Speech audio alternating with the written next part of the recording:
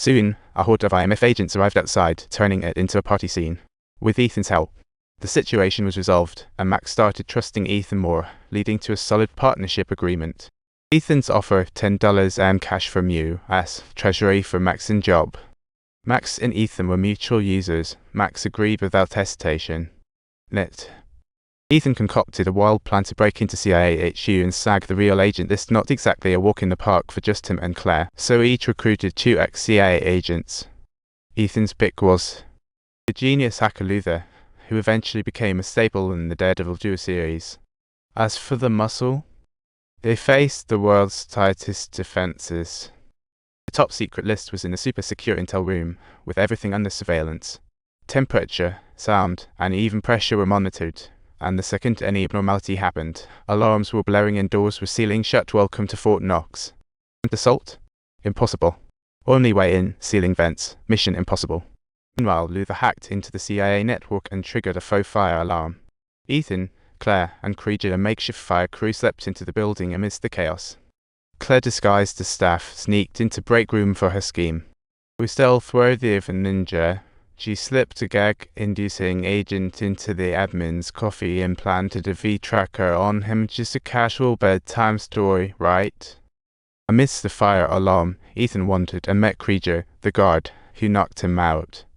Thankfully, Ethan stopped him just in time, avoiding a bloodbath, and then they squeezed into the ventilation system to make their descent.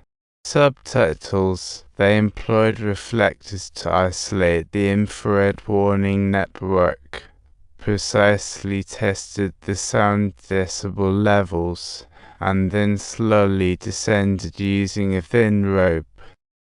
As they edged closer to the mainframe, Luther remotely spotted the admin racing over Bravo. Talk about bad timing. Ethan couldn't climb back to vents, hanging upside down, shaking his head. The atmosphere became so stiflingly tense that it felt suffocating, and the emetic agent immediately came into effect. The administrator hurried back, only to discover nothing at all, pondering what might have happened. Onlookers, friends or foes?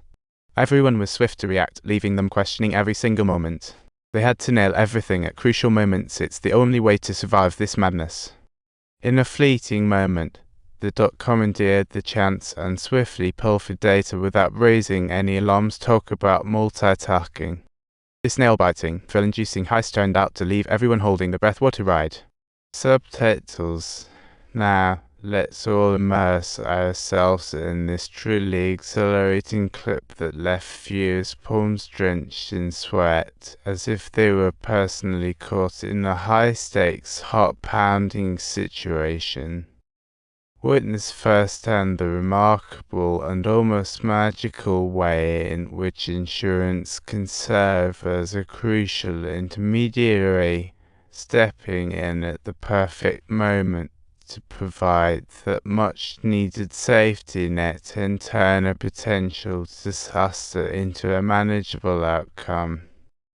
Subtitles. He's committing crimes, and it's really in full swing out here. This one red box. Look, let's grab one more red box as well.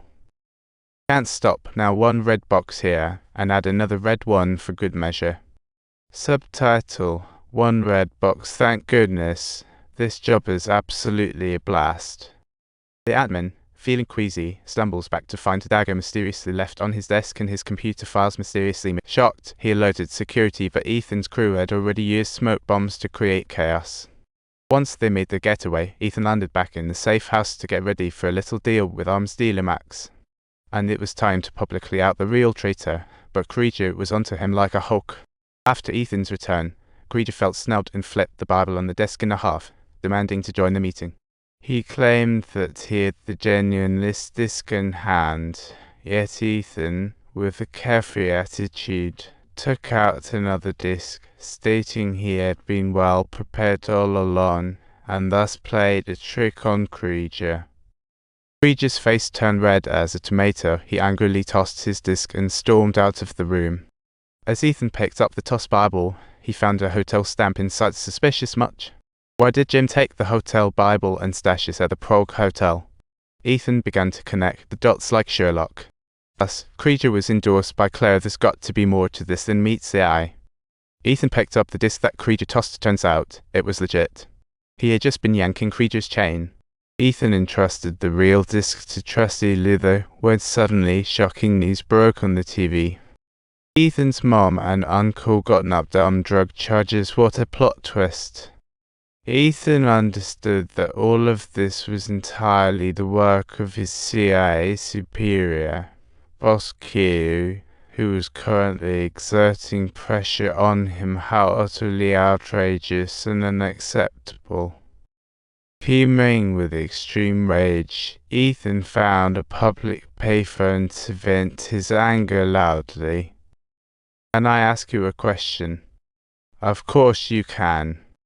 "If you deal with someone and they break you know, what's the deal with that? What if they get destroyed?" "I really don't want to find out." "Just how bad do you think that damage would be?"